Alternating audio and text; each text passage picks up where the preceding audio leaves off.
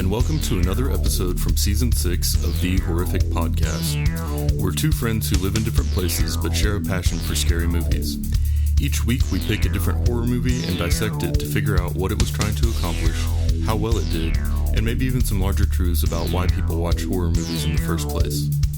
This season we're changing things up. We're devoting a whole season to reviewing Esquire's list of the 50 scariest movies of all time. In each episode, we'll break down a different movie, talk about how scary it really was, and then update our rankings to prove how much smarter we are than the other people on the internet.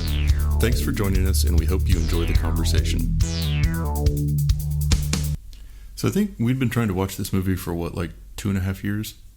For quite a while. Yeah, it's always been on some lists that we wanted to check out. Yeah, but it's just never been available for streaming anywhere that we've looked, and we didn't want to commit to buying it without knowing what it was. But right. Martyrs is a French movie that we have heard about.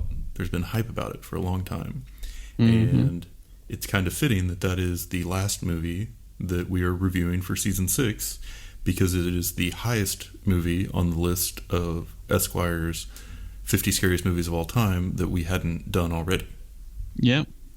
So that means we're done. After today, we are done with that list forever. Yeah. I mean, I'm sure we'll reference it and make fun of it. I plan to never think about it again, personally. Okay, yeah, that's true. I probably should do the same. Yeah. I have been working on my own list, though. And I need some input from you, because right now I'm at 35 that I feel really solid about. And then 150 that could fill out those last 15 spots. Yeah. So, but I already know there are a couple that you would want to put on there that didn't come to mind for me initially. So we need to work through that. But we'll have some future episodes discussing our list. Well, if we're trying to make a list like this guy, we probably should put Hocus Pocus on there or something. No, the whole point is making a list not like this one, because this one was so terrible. Oh, okay, that's my bad. Yeah, we want an actual, if you want to know about horror movies, if you want to know if you like horror, then these are 50 movies that you can watch and then make that decision and know very confidently that the answer is yes or no. Whereas this one is oh yeah, I just don't like bad movies. Yeah. So anyway, back to the subject at hand, Martyrs. I don't want to give too much away. I feel like we have lots to talk about, but I'm just going to go ahead and introduce it, and then you can do your facts, and then we will get into the gory details. Gory details. In 2008, the world got its first glimpse at Martyrs, a French horror film written and directed by Pascal Laurier. Martyrs is a brutal story of torture, revenge, and exploitation. It focuses on two girls who meet in an orphanage and become entangled in a tragedy that one of them thought was in the past.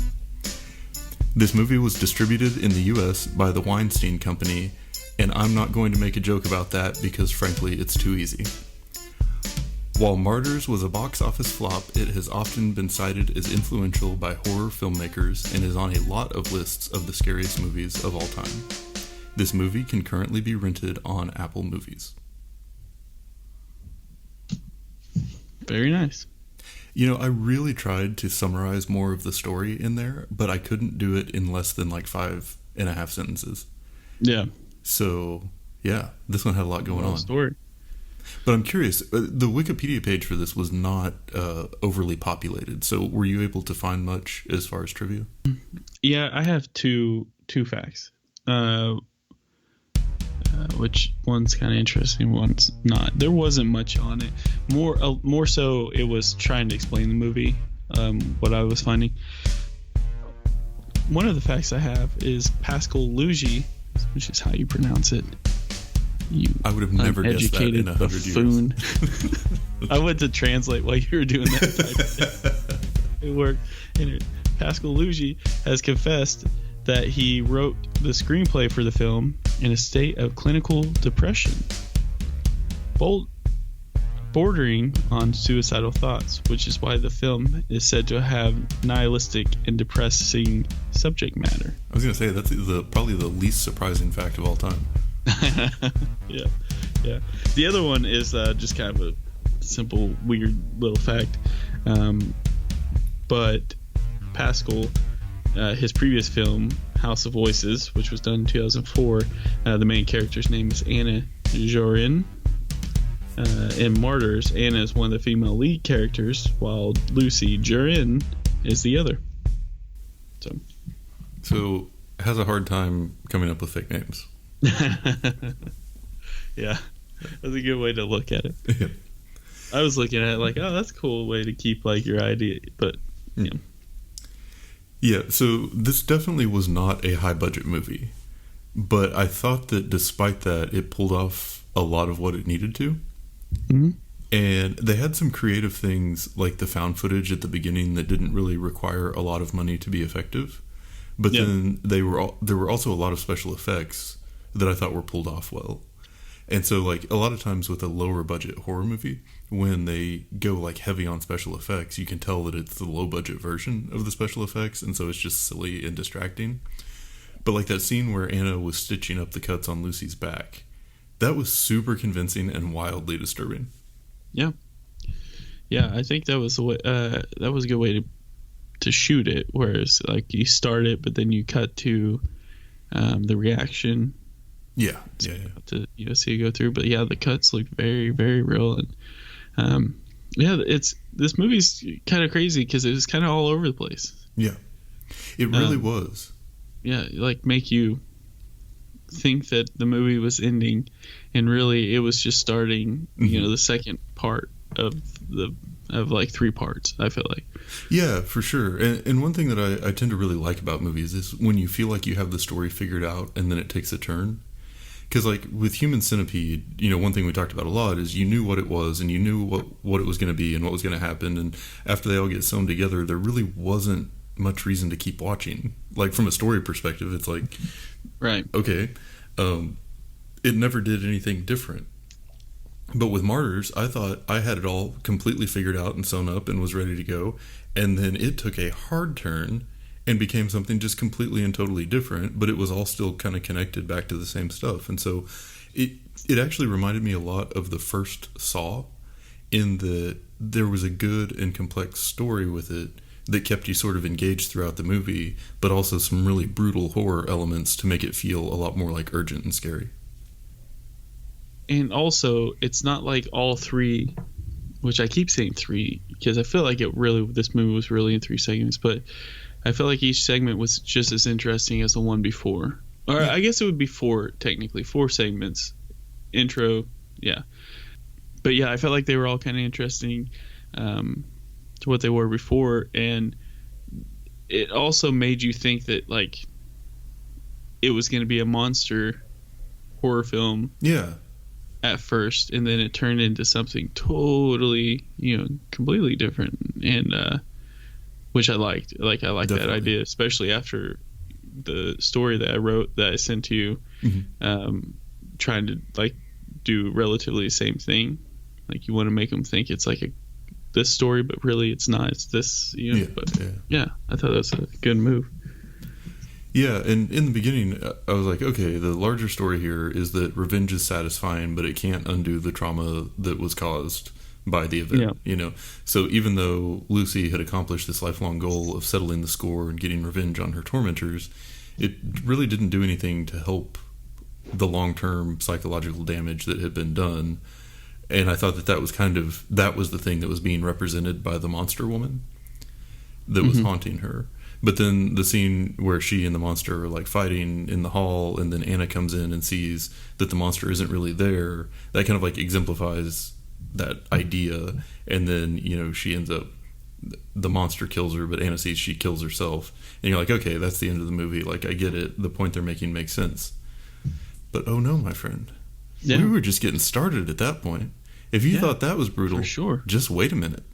Well, because it was also like the monster who was haunting her was the lady who she thought she could help, or who she didn't help get out when she snuck out. And it's just like, oh man, that's even so then it became more like a guilt thing. Yeah.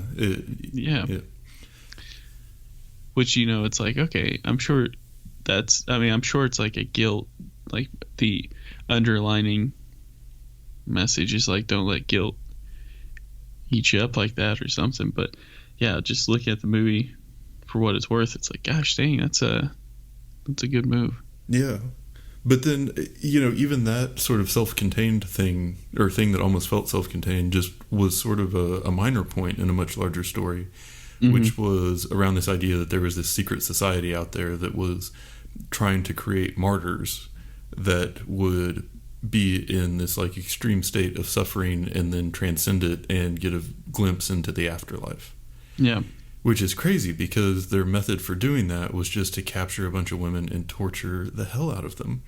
And that sounds terrible. But you have the people who are doing it that all just seem so like normal and put together, and they're so routine about it, like just doing their job. And it really, I thought, helped create like the awkwardness of that or the discomfort of that by starting off towards the beginning of the movie just showing the family being a normal family together, because you're like, these aren't like monsters. This isn't some super deranged, mastermind that's behind it. These are just normal people who really believe that this is the way to get a thing that's like better for humanity, and so it's just a very, very odd, almost like kind of unbalanced feeling. Yeah, I kind of want to talk a little bit more about like what I think the movie's about towards the end of this podcast, but yeah. I think I think you kind of hit the nail on the head where it's like you see this family eating, everything's going fine, because it cut, like it basically jumped to the future, right? What was it, like 15 years or so. And all of a sudden the dad answers the door, and was it the dad? Yeah. Yes. Yeah. Dad answers the door, boom, just killed right away, and you're like, oh shoot, okay, this is, and you like, you had like the feeling of like, oh, they were involved somehow, but then it gets to the boy, who was 18, and asked if he knew, when you didn't know, like you're like, how, if it's been 15 years, like, and she just killed him, and then the girl, and well then once the next section of the film starts up, you realize, oh, they had to have known. Like that was the house that they were going down to the dungeon in, and sure. But they were just little kids at the time, they. Yeah. I don't know necessarily. No. I mean, 15 years ago when this was happening, Yeah, maybe you could argue that today they're aware that it's still happening, but anyway. But yeah, so I thought that was especially brutal. That whole scene where she breaks in and shoots him and like hunts down the kids too.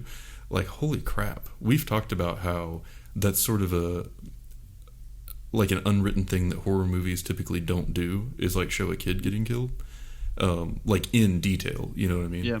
And that was one thing that was different about like the 2018 version of Halloween, because Michael Myers killed a kid, like that just wouldn't, I don't think would have happened in the 80s.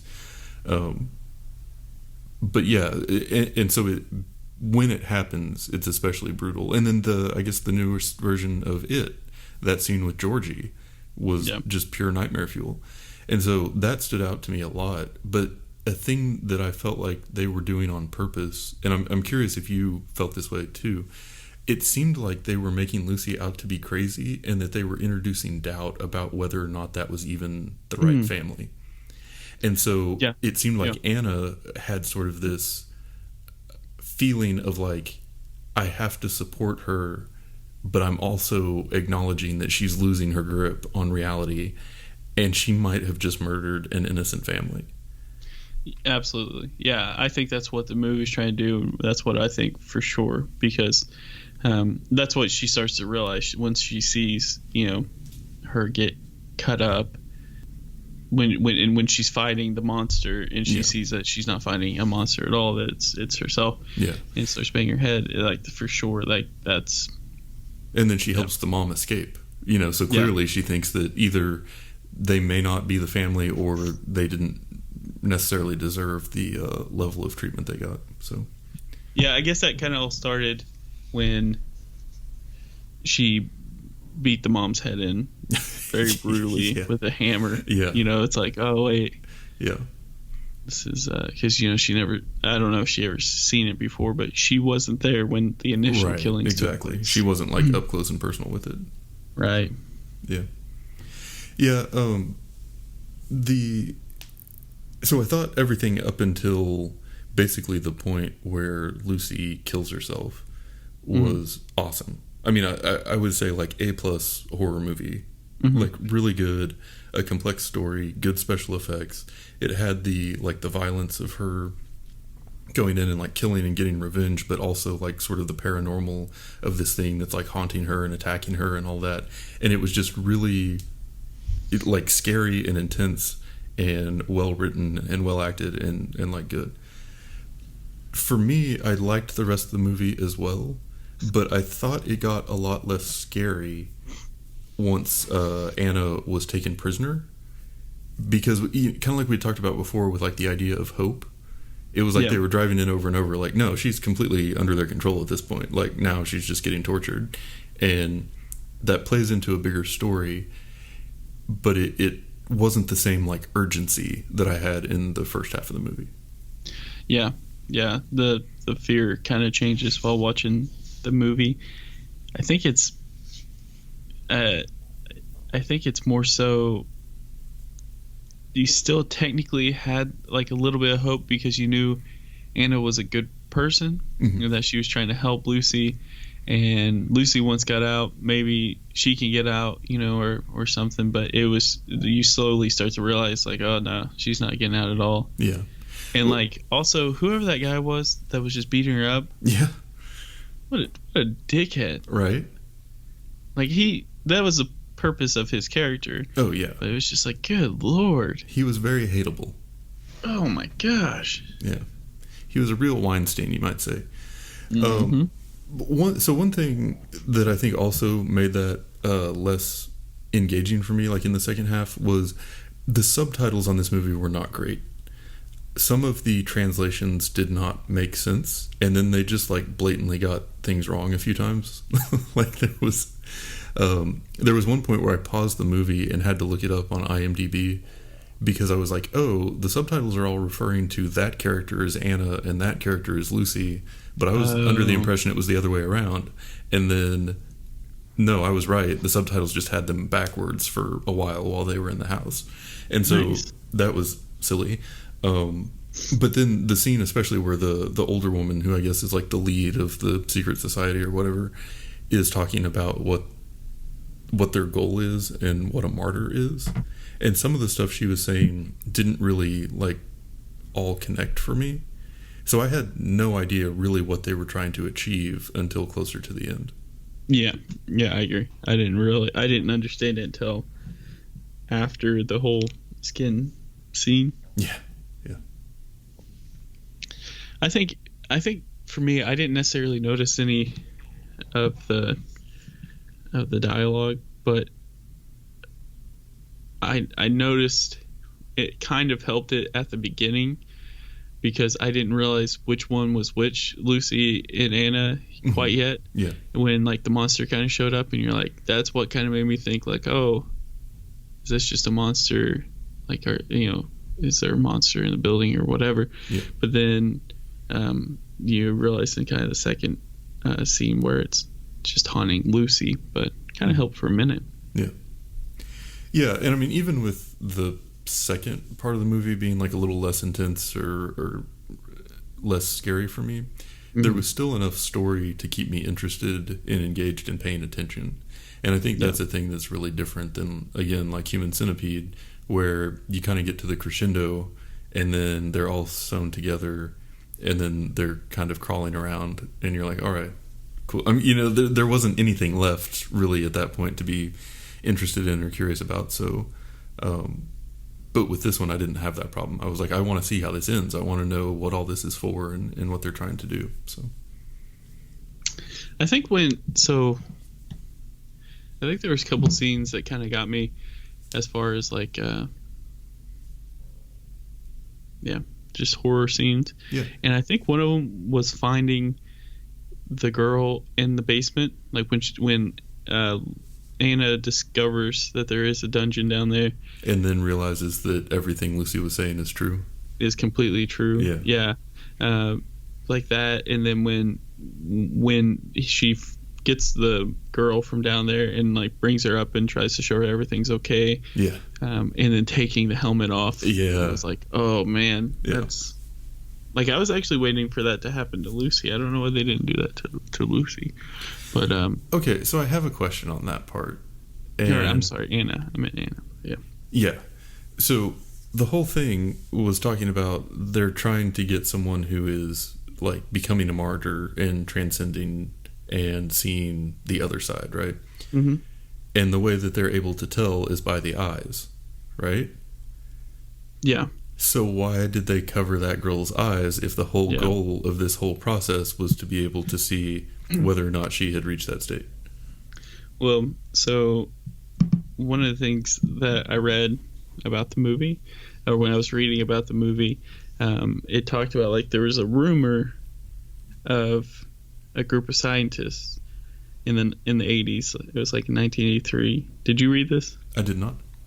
So there's like a rumor that there was an experiment going around 1983, supposedly experimenting with sensory deprivation when they submitted someone upon something, when they stumble upon something bigger.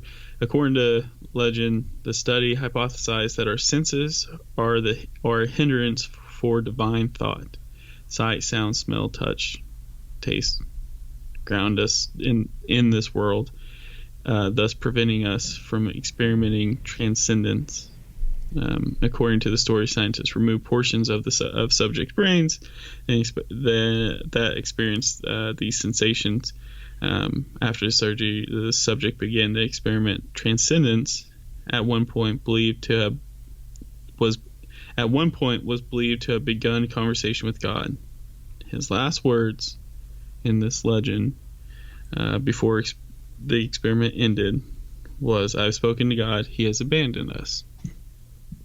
So I wondered, with them kind of marking that off in the nose and the ears, if it was trying to mimic something like that in a way. Interesting, yeah.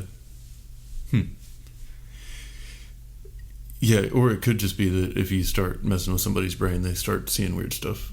Yeah, that's true. But yeah, no, that's interesting. The idea of like the sensory deprivation is another avenue of trying to get there. And I was curious too if that was like the only place. Like, were there other houses that also had, the elaborate torture basements? Because there were a bunch of people at that party at the end. Well, that Mademoiselle, she mentions how they were sloppy back then when Lucy was escaped. Yeah. So. Yeah. But anyway, so yeah, I guess the whole, most of the second half of the movie is just them torturing Anna horribly, and then eventually she achieves transcendence, and then she whispers in the ear of the old lady who has asked her what she saw, and then the old woman kills herself. Mademoiselle. Yeah. So what were your thoughts on that?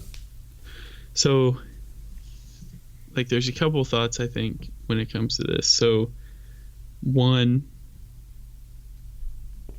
Anna did hit that transcendence, and what she whispered to Mademoiselle realized that there wasn't really a reason to live, and she killed herself, preventing like all the world from knowing that there's not a reason to live.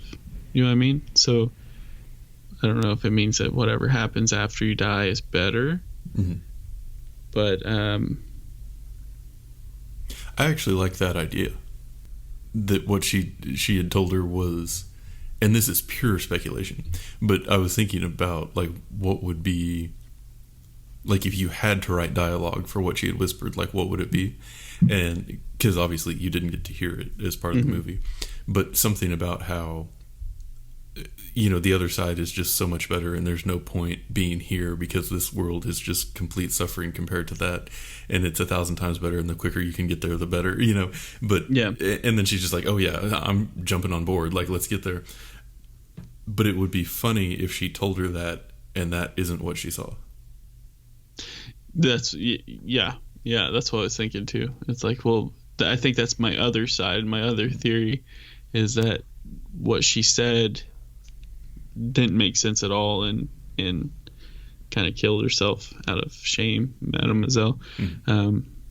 But I think there's also like a lot of power that she had, where she could have said, "Oh, she said to listen to Mademoiselle." Oh, right. I am your new she leader. could have spun it whatever way she wanted. Right, but yeah. If the group was actually about what they say they were, was trying to figure out that what happens after life kind of thing, then I think it fits that she was told, realize it either matters to be alive or doesn't matter to be alive, and took her life based off of one of those. Well, and like it certainly seemed like her whole life's work was about finding what was on the other side. So it may have just been like there's nothing. And then it's like, oh, well, my whole life has been dedicated to figuring out this thing. And the answer is there isn't. So, yeah. But I think a real strength of this movie was the story. And a lot of times we really can't say that with horror movies. So it was kind of refreshing from that perspective. Yeah. And this is probably one of the most positive notes we could have ended the season on. So I'm glad it worked out this way. Very surprised. Like, I know that we had talked about wanting to do this movie for a while, and then when I saw it was early on the list, one of the best ones on the list, I was like, oh no, here we don't ruin something that been wanting to do for a while. But I don't think it ruined it at all. Like, I was thoroughly I was really impressed with the film. I really enjoyed it, and this is the like in the late 90s to the 2000s, like the French had like this whole style of film. Like with this movie, High Tension was one where like it's kind of like a psychological horror, and it definitely fit right in that category. But it was I was really happy with it. Get you thinking. Yeah, for sure. Yeah, and I think this one will probably be on my list of the 50 scariest movies as well, just based purely on like the first half. I thought that was just top notch. So yeah. Also, I don't know why we weren't able to rent it for so long. It had to be something with like the licensing. And something I've noticed recently is that Apple Movies has access to a lot of things that Amazon does not. And so I think probably in the like Wicker Man was the original was an example of that. And so I don't know if it's like international, it just has better support or what, but it's I wouldn't have really guessed. I would have thought that maybe Amazon would have a wider access, but that doesn't seem to be the case. Nice. So yeah, we did it. We survived. We made it all the way through this list. We are at the end of this extra long season 6. We have nothing but freedom ahead of us. We have freed ourselves from the burden of the list. And I'm excited. Transcended. We have. I've seen the other side, and it's not watching movies from this list anymore. We survived the torture. Exactly. No. We're the real martyrs. It made us watch a lot of movies that we probably would have picked some of them ourselves, and then we would have hated each other for. So at least we're able to hate someone else, one person. Yeah. No, I was going back through the list of our episodes from this season just because I was curious how many there were, and I was just giggling as I read some of the movies because there's so much terrible film.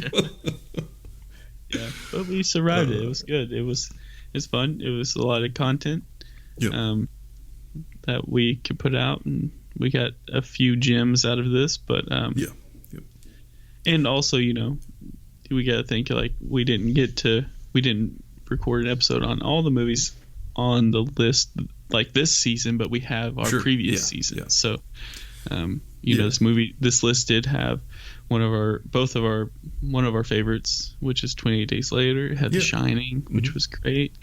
So, yeah. Yeah. Well, cool. I think after this, we're going to record a short recap and what comes next. and we'll have that out, and then we're probably going to take a little bit of a break, and then we will come back strong with Season 7. It's been a pleasure, sir. Been a pleasure. Season 6 over. Seacrest out. And that's it for today's episode. If you've listened this far, then thank you, and we hope you've enjoyed it. We're always looking for new ideas, so if you have any questions, comments, or movie suggestions, please send us an email at thehorrificpod@gmail.com, or feel free to comment on or message our Facebook page. Just search for The Horrific Podcast. Thanks for listening.